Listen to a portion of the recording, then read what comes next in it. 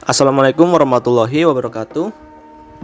Perkenalkan, kami dari kelompok 4 yang beranggotakan Febrianto Nugroho, Sarul Budiman, dan Rizky Yututa Primadiansa ingin menjelaskan tentang peran media dalam media sosial. Langsung saja kita ke materi yang pertama, pengertian media dan media sosial. Media merupakan suatu alat atau sarana yang digunakan untuk menyampaikan pesan dari komunikator kepada halayak. Media yang dominan dalam berkomunikasi adalah kaca indera manusia seperti telinga dan juga mata. Media juga merupakan jendela yang memungkinkan kita untuk dapat melihat lingkungan yang lebih jauh, sebagai penafsir yang membantu memahami pengalaman, sebagai landasan penyampaian informasi, dan juga sebagai komunikasi interaktif yang meliputi opini audiens. Media komunikasi sangat berperan penting bagi kehidupan masyarakat. Secara sederhana, sebuah media komunikasi adalah sebuah perantara dalam menyampaikan sebuah informasi dari komunikator kepada komunikan yang bertujuan agar efisien dalam menyampaikan informasi atau pesan. Sedangkan media sosial adalah media online yang menduduki interaksi sosial. Media sosial menggunakan teknologi berbasis web yang mengubah komunikasi menjadi dialog interaktif. Beberapa jenis situs media sosial yang populer saat ini yaitu Instagram, Twitter, Facebook, TikTok, hingga YouTube.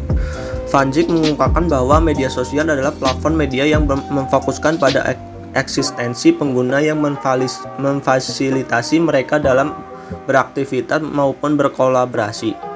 Maka dari itu, media sosial dapat dilihat dari fasilitator online yang menguatkan hubungan antara pengguna sekaligus sebagai sebuah ikatan sosial. Kemudian yang selanjutnya yaitu hubungan media dengan media sosial.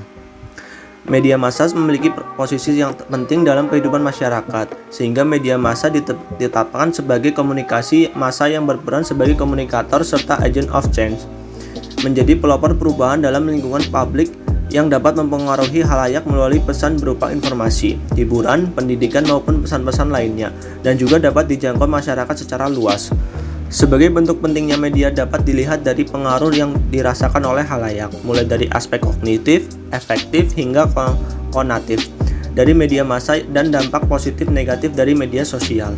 Media sosial merupakan perkembangan mutakhir dari teknologi web baru berbasis internet yang memudahkan semua orang untuk dapat berkomunikasi, berpartisipasi, saling berbagi, dan juga membentuk sebuah jaringan secara online, sehingga dapat menyebarluaskan konten mereka sendiri. Di samping media massa, media sosial yang merupakan salah satu jenis media online juga turut hadir dalam kehidupan masyarakat. Media sosial lebih dominan sebagai sarana interaksi dan penyalur informasi. Media sosial yang sering digunakan oleh masyarakat yaitu WhatsApp, Instagram, Facebook, dan lainnya. Media sosial berada di posisi tertinggi dalam kehidupan masyarakat dikarenakan sering digunakan ketika berkomunikasi dan digunakan oleh seluruh kalangan. Materi yang selanjutnya, peranan media dalam kehidupan manusia. Di era globalisasi yang semakin cepat, peran media massa dalam kehidupan manusia sehari-hari tidak dapat dihindari lagi. Mengingat bahwa posisi media massa dalam kehidupan masyarakat begitu penting, maka kesuksesan media massa dalam menjalankan peranannya sebagai komunikator dapat dilihat dari semakin berkembangnya media massa, bertahannya media massa hingga saat ini, dan semakin bertambahnya stasiun dan perusahaan hingga website dan program yang disuguhkan oleh pengelola media cetak dan media elektronik. Media massa tidak akan bertahan hingga saat ini apabila tidak ada masyarakat yang menggunakan atau memanfaatkannya dalam kehidupan. Karena bagaimanapun, media massa tergantung pada banyaknya pemirsa. Menurut McQuell, terdapat 6 perspektif dalam melihat peran media massa dalam kehidupan sosial, terutama dalam masyarakat modern. Yang pertama, melihat media massa sebagai window on event and experience. Media dipandang sebagai jendela yang memungkinkan halayak melihat apa yang sedang terjadi di luar sana, atau media merupakan sarana informasi untuk mengetahui berbagai peristiwa. Yang kedua, media sering dianggap sebagai a mirror of event in social and the world, implying a factual reflection, atau cerminan berbagai peristiwa yang ada di dalam masyarakat, yang merefleksikan apa adanya. Karenanya pada pengelolaan media sering merasa tidak bersalah jika media penuh dengan kekerasan, konflik, pornografi, dan berbagai keburukan lainnya. Yang ketiga, memandang media massa sebagai filter atau gatekeeper yang menyeleksi berbagai hal untuk memberi perhatian atau tidak. televisi senantiasa memilih isu, informasi, atau bentuk konten yang lain berdasarkan standar pada pengelolaannya. Yang keempat, media massa sering dipandang sebagai guide, petunjuk jalan atau interpreter, yang menerjemahkan dan menunjukkan arah atas berbagai ketidakpastian atau alternatif yang beragam. Yang kelima, melihat media massa sebagai forum untuk mempresentasikan berbagai informasi dan ide-ide kepada khalayak, sehingga memungkinkan terjadinya tanggapan dan umpan balik. Dan yang keenam, media massa sebagai interlokutor, yang tidak hanya sekedar tempat berlalu lalangnya informasi, tetapi juga partner komunikasi yang memungkinkan terjadinya komunikasi interaktif. Oke, saya akan melanjutkan dari presentasi dari Bang Sahrul. D. Peran media dalam perubahan sosial. Beragamnya jenis aplikasi dan kemudahan dalam mengaplikasikannya membuat media sosial menjadi sahabat bagi para penggunanya. Media sosial memiliki peran yang sangat penting bagi kehidupan manusia di dalam aktivitas sehari-hari.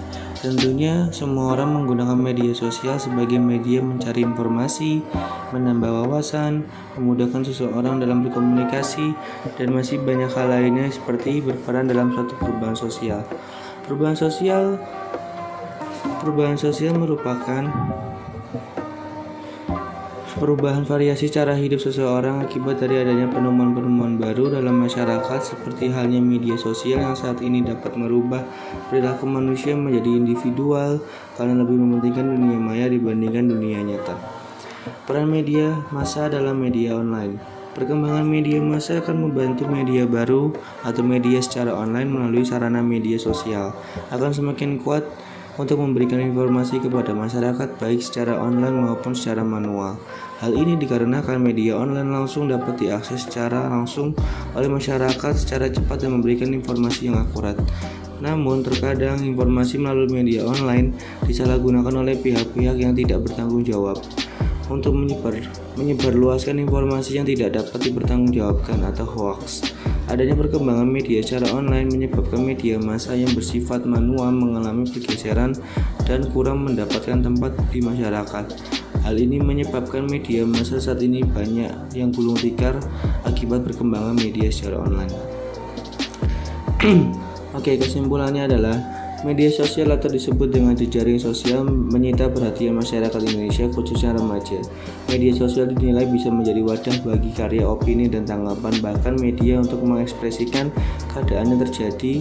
Pemerintah sendiri sudah mengatur penggunaan media sosial dalam pasal 27 ayat 3 UU ITE, Undang-Undang Informasi dan Transaksi Elektronik, yang mengatur tentang informasi dan transaksi elektronik. Pengaturan mengenai perbuatan yang dilarang, namun perilaku remaja masih sering bertentangan dengan undang-undang tersebut. Buktinya media sosial digunakan oleh remaja untuk menyebarkan gosip atau fitnah, mencerminkan nama baik orang, membuli orang lain, dan sebagainya.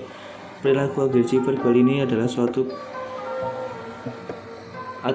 perilaku yang dilakukan oleh remaja di media sosial dengan cara menuliskan wacana atau opini yang diunggah di media sosial seperti melukai, menghina, membuli, menyebar hoaks, dan yang lainnya.